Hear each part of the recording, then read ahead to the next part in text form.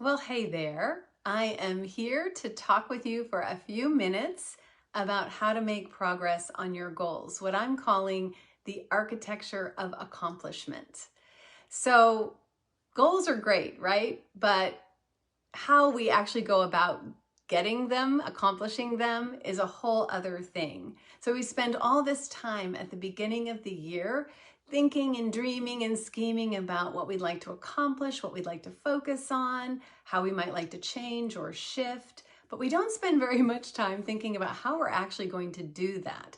And what happens is the inevitable thing that we read about, that our goals start to slip away from us. They seemed super exciting at the beginning of January, and as the month rolls on, we start to lose touch because we haven't set up how we're actually going to accomplish them.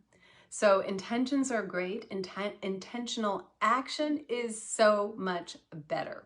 So I want to talk to you today about a really simple way to structure, the kind of structure you can use that will help propel forward motion on your goals, help you make progress more easily, and why it works. And then I'll also be sharing how you can get a free tool to do that, or to support you in doing that if it sounds interesting to you. So it's very simple what I suggest. So let's first talk about finish lines. So having a finish line is really important. There's research around the fact that as we approach a finish line, as we come closer and closer in time and closer in distance, we start to accelerate. Our focus strengthens. So we can use this principle of finish lines to help us structure how we're going to actually go about our goal getting. So let me back up and say we can use different, what I call focal lengths. I'm sort of mixing my metaphors here. Different focal lengths, different distances for our finish line for different purposes. So let me explain. If you have a finish line that's way out there, the purpose of that is not so much for action, but it is for understanding where do I want to go? What is important to me? It's to generate possibility. So it's so far out there that you kind of let go of all the constraints of the present moment, all the math of how can I actually get there, and you can dream a bit. And as you dream a bit, you're able to get more in touch with what's important to you, with your purpose, with the vision that you have for your life, your work, your career. So that's why a far out focal length is important. And again, remember, it's really not about the future. It's about how you're going to change your action in the present, knowing what you care about. And that distance allows you to dream big. So that's one focal length, way the heck out there. So people do 5-year plans and 10-year plans or 10-year visions. It helps you really get in touch with the vision. Then there is annual goals, and I'm a big believer in having goals for the year. I think it gives you directionality, so it allows you to be more intentional in your efforts versus just reactive to whatever's happening in life. And that in general brings about greater motivation, less stress, and greater satisfaction. So I'm a big believer in having a goal or 2 or 3. So when you have an annual goal and you set it at the beginning of the year, that's still a fair way out there.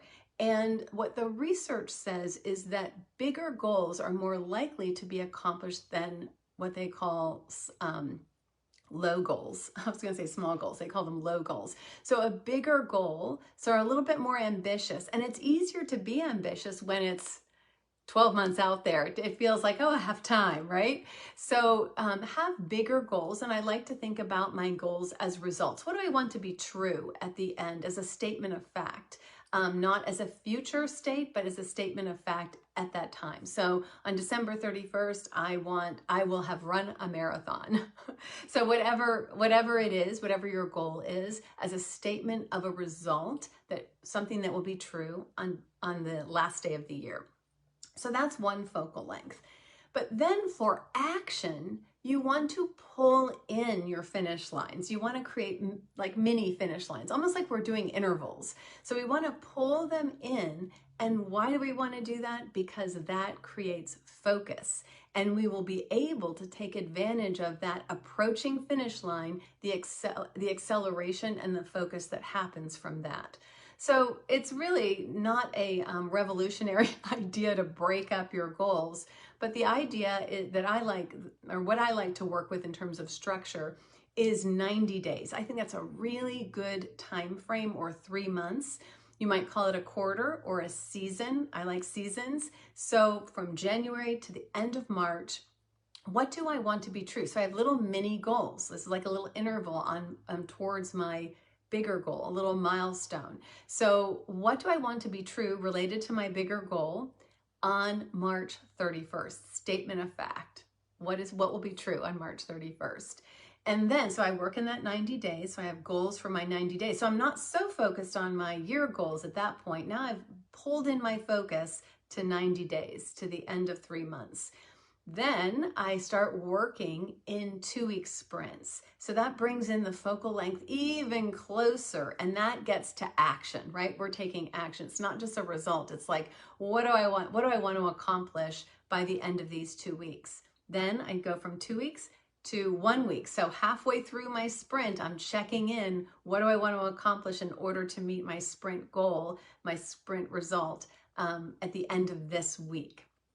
And then I pull it back even further to what's my finish line for the day. So what one thing can I do that's going to move me, propel me forward to that week, that end of week result and that 2-week sprint result, and that's going to contribute towards my goals for the season.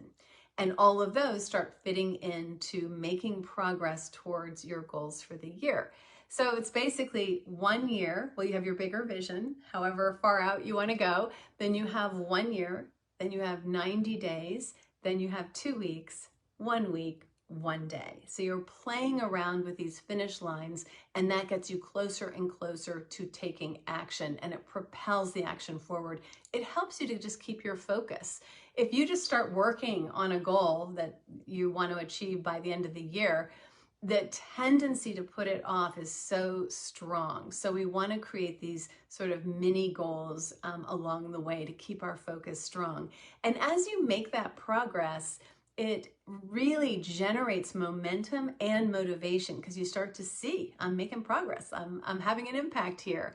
So try that out. Try that structure out. I have a template that I like to use. Now I use all digital tools for managing my life and work and all of that. But I do like having a paper-based tool that just helps me plot this out for the 2-week sprint and the week and the day. So I have a template that you can use for that. It's sort of, I use it like a sort of a focusing technique or a meditation. I have all this stuff in my digital tools, as I said, but I like to just like take a moment and write down, what's the one main thing I'm going to get done today? What am I focused on for this sprint? So I will put a link so you can access that template if you'd like it. And think about, how are you structuring your goal getting? Because the structure, you can create a structure that will help propel the action forward in the most natural way. So think about, how do I want to do that? So that I'm not one of those statistics that had a great goal and then life happened and we forgot. I've had many years where I get to the end of the year, I'm like, I think I did have goals this year, but I don't remember what they are. So let's not have that happen. Let's stay with your goals and get the benefit of making progress on them. So I hope you're having a wonderful mid-ish January day.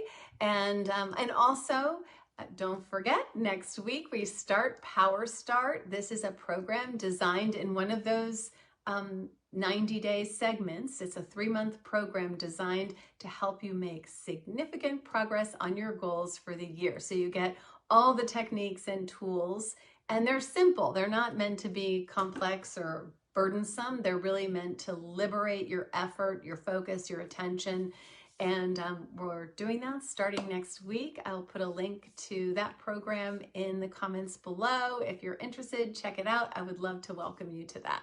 So have a beautiful rest of your day, and we'll see you next week.